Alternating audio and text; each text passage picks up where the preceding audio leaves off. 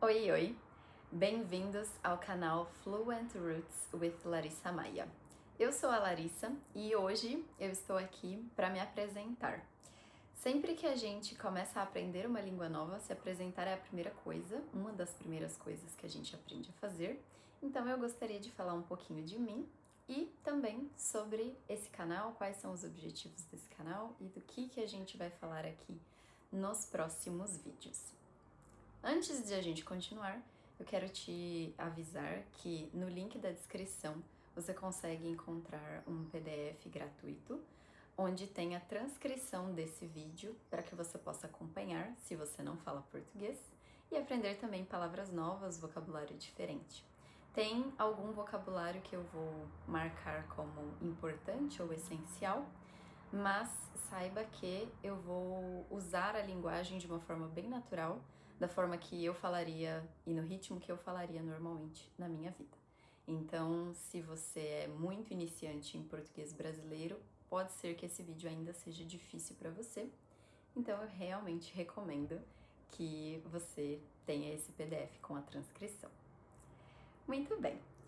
Então, em primeiro lugar, de novo, eu sou a Larissa, eu tenho 31 anos de idade e sou brasileira, nascida no sul do Brasil, em um estado chamado Santa Catarina. No Brasil, nós temos uma divisão geográfica por regiões. Nós temos 5 regiões, cada uma com características diferentes, sotaques diferentes, em muitos momentos gírias diferentes, algo que se parece muito com um dialeto, embora o país todo fale português. Sim.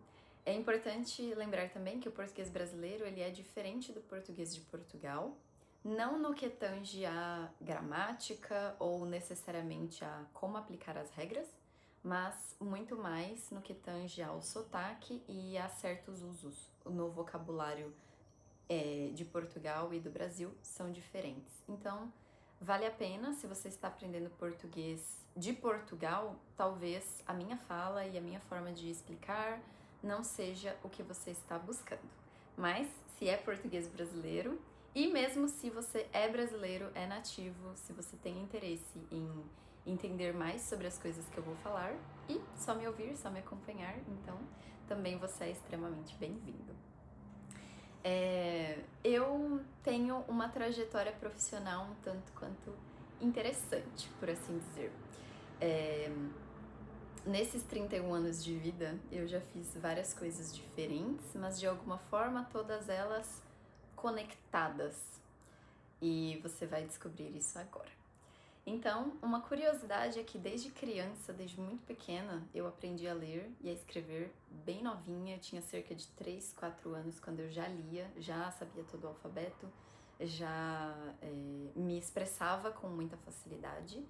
E eu entrei na escola pela primeira vez com 4 anos, mas eu fui alfabetizada em casa pela minha mãe. E a minha trajetória como leitora começou muito cedo.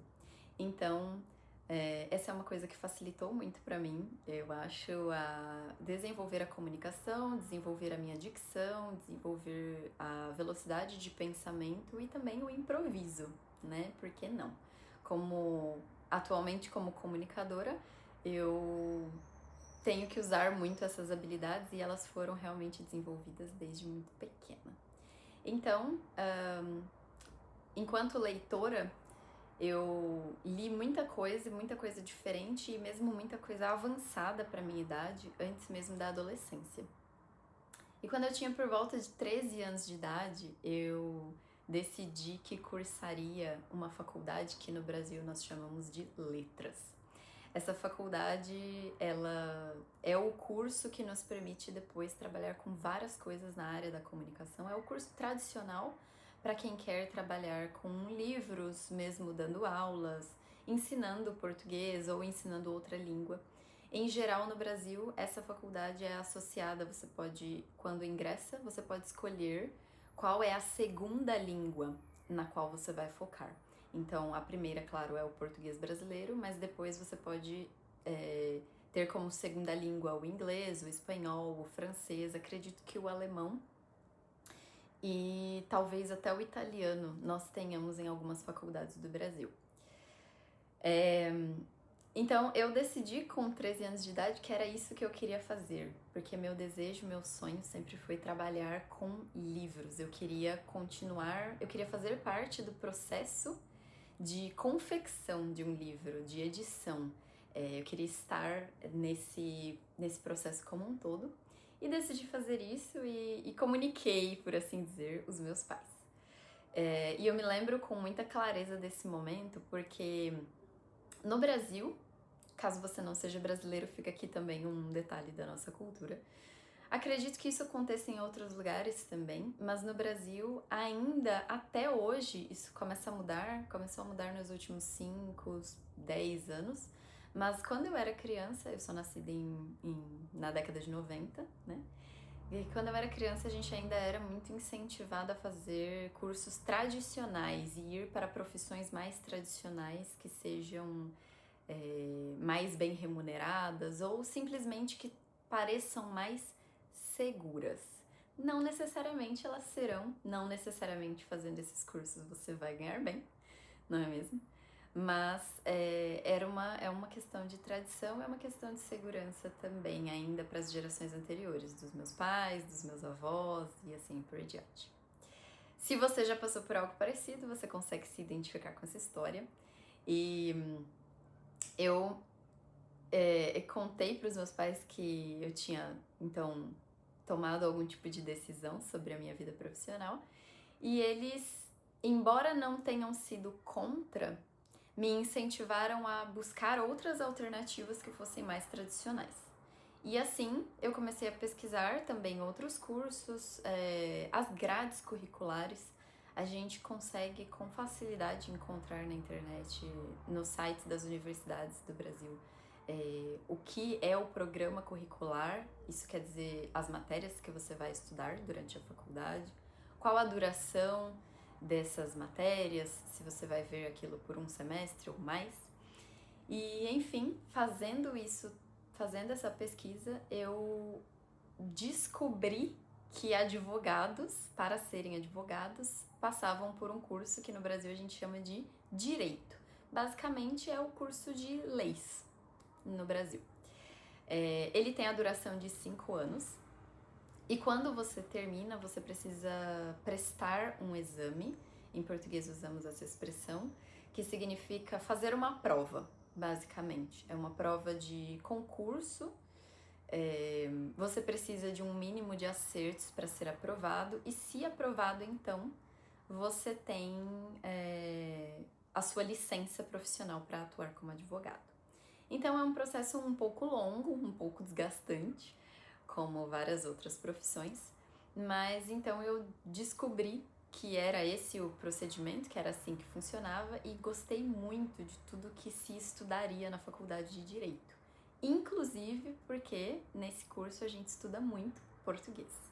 A gente estuda as leis, claro, como colocá-las, mas o direito nos traz também uma perspectiva muito legal sobre como se expressar, como concatenar, ou seja, organizar uma após a outra ideias, como narrar fatos em uma ordem que faça sentido e que convença a pessoa que está lendo você de que a sua conclusão é a melhor. Então, basicamente, né, o trabalho de um advogado ou de outras pessoas que trabalham no ramo jurídico é esse, é o de apresentar fatos, trazer argumentos numa determinada ordem, para que ao final a conclusão a que você chegou seja a conclusão também aceita pelo juiz, por exemplo. E a faculdade de Direito me ensinou muitas coisas e fortaleceu muitas características também em mim e na minha forma de falar. Então eu diria que foi um acerto muito grande. Depois da faculdade de Direito, eu prestei esse exame que falei, e na verdade, ainda estava na faculdade, estava no 9º período, então no início do último ano da faculdade, quando eu fiz essa prova e obtive aprovação. Então, quando eu me formei, eu já tinha a minha licença profissional. E atuei como advogada, atuei em escritórios. Durante a faculdade eu fiz também estágio, trabalhei por 2 anos na promotoria, que é o lugar onde promotores jurídicos trabalham. Um promotor, para você que está estudando, talvez seja interessante esse vocabulário, um promotor é a pessoa que vai tratar de assuntos que interessam ao Estado.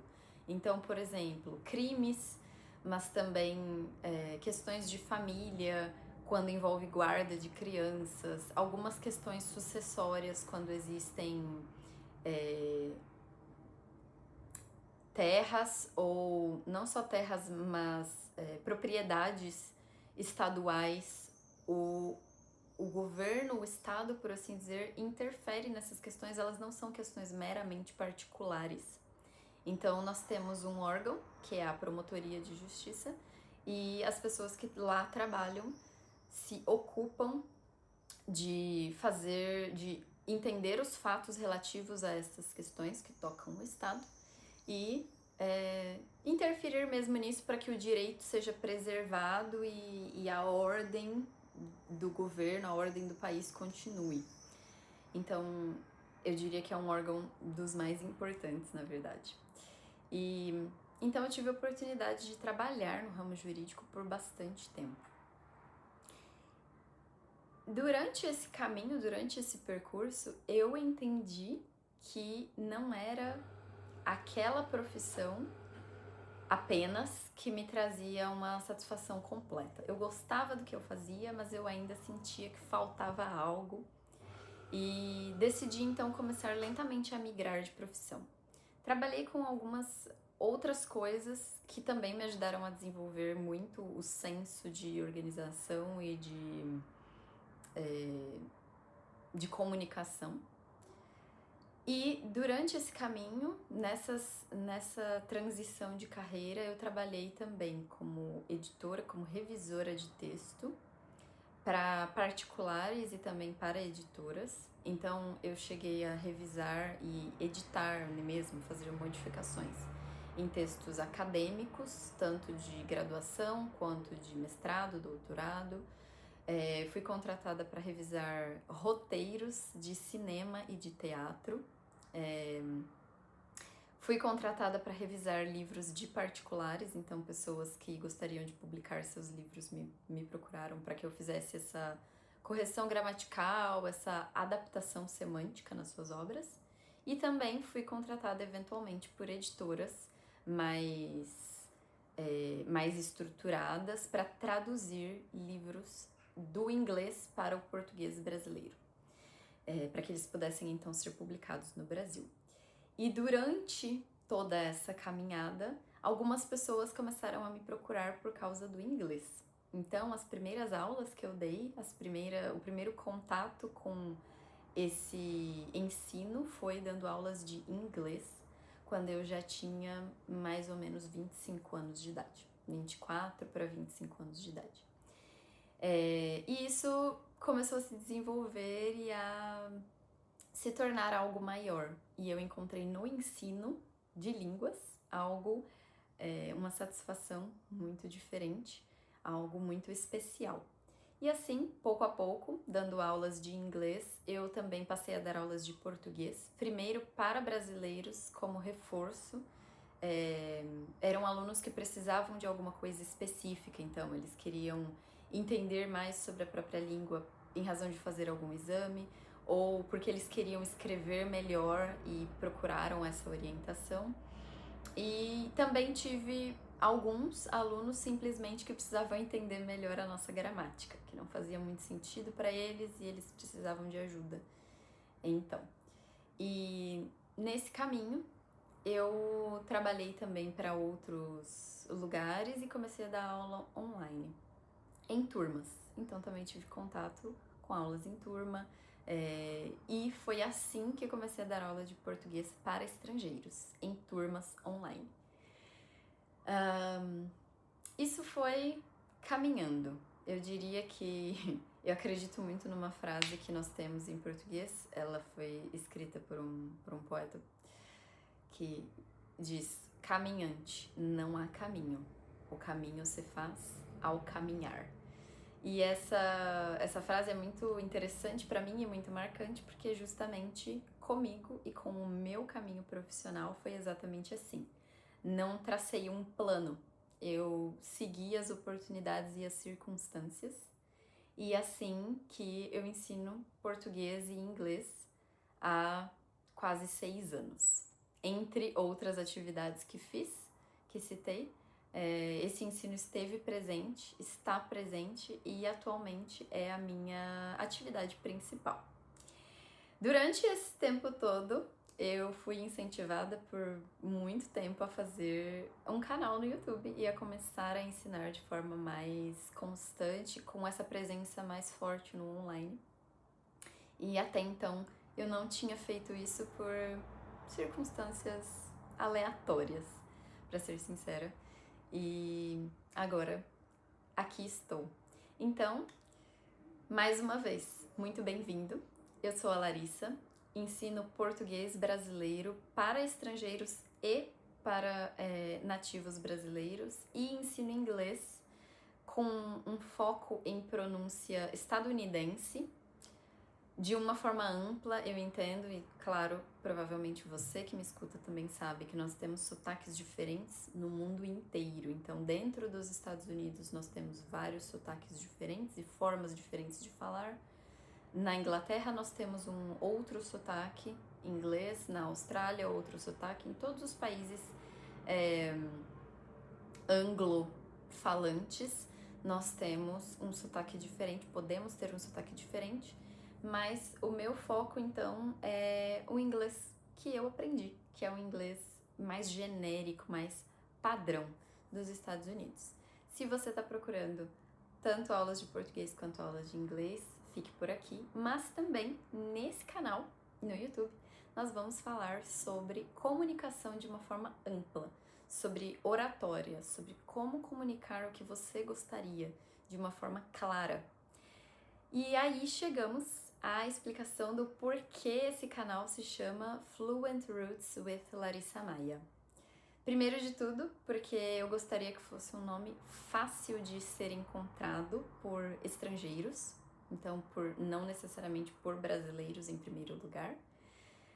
Mas esse nome foi escolhido com muito carinho e muito bem pensado.